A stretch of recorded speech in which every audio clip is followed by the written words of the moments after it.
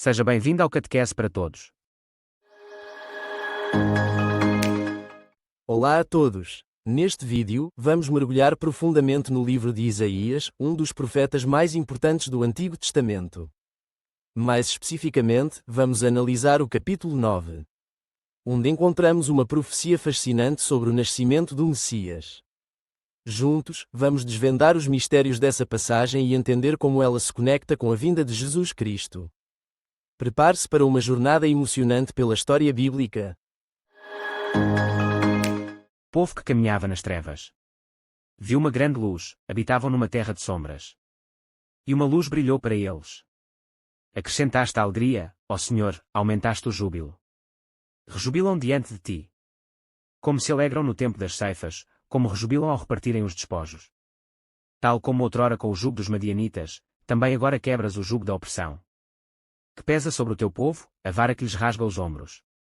E o bastão do capataz de trabalhos forçados. A bota inimiga que pisa o sol com arrogância. E a capa enrolada, tingida de sangue, serão queimadas e pasto do fogo. É que um menino nos nasceu, um filho nos foi dado. Deus colocou a soberania sobre os seus ombros. Os seus títulos são: Conselheiro maravilhoso, Deus forte, Pai para sempre, Príncipe da paz.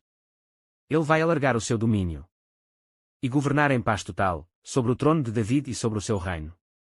Vai estabelecê-lo e consolidá-lo com a justiça e o direito, desde agora e para sempre. É isto mesmo que vai realizar o Senhor do Universo, com todo o zelo.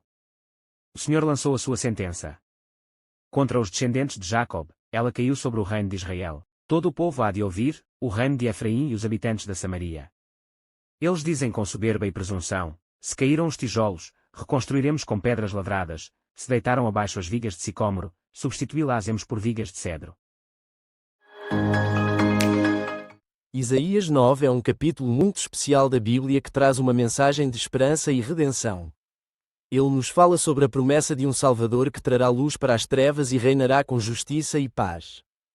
Isaías disse que, mesmo que as coisas estivessem difíceis e escuras, uma grande luz brilharia para todos. Essa luz é a promessa de um menino muito especial que nasceria para ser nosso rei. Esse menino seria chamado de Maravilhoso Conselheiro, Deus Forte, Pai da Eternidade, e Príncipe da Paz. Ele traria alegria, paz e justiça para todos.